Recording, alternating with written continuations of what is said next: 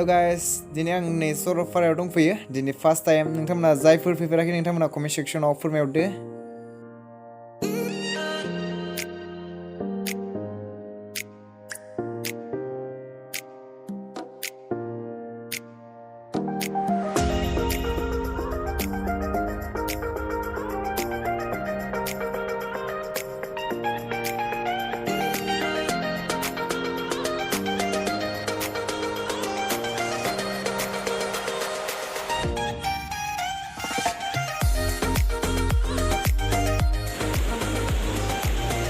दैयाथ' बिराद स्पिड ओमफ्राय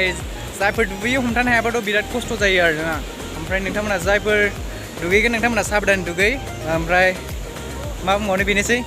ओमफ्राय नै जों दा मैथा टमेट' नै बेयाव सामब्राम गुफुर देग्लिगासिनो माने बेयावनो ओंखाम जालांनो होननानै बेयावनो माखासे बुस्थुफोरखौ लानानै फैखादों जों ओजोंनिफ्राय लामाया जोबोद गोजान जायो दायो जोङो नाखौ हालदै फुना लाबाय माने हालदै फुनानै एवनोसै बिनि उनाव नैबे दाउ दं दाउखौ जोङो ओरैनो गोजा एवगोन ओमफ्राय नैबे ना एवथुमनायखौ मैथाजों जानो नागिरदों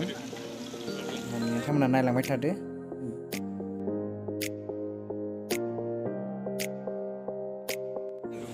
दायो नै नाया मोनबाय बेखौ जों माखासे मैथाजों जागोन आरो ओरैनो फाजाबो जागोन दा नोंथांमोना नायलांबाय था दायो जोङो नै सामब्राम बानलुखौबो दाउ बेदर एवनो थाखाय एवग्रोखाबाय सिगाङावनो बिनि उनाव जों बेदरखौ होगोन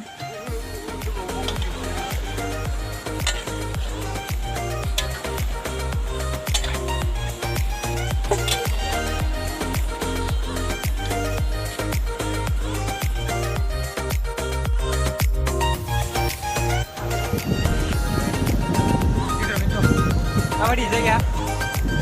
बराद हिट मोजां ना जायगायाथ' बिराद मोजां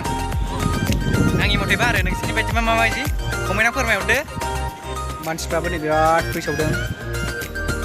गारि खि गारिल' नै अनेक फैसावदों मानसिफ्राबो सल'गोफोर दिनै भिडिअ बेयावनो जोबथ'बाय आसा खालाम नोंथांमोना भिडिअखौ मोजां मोनगोन होननानै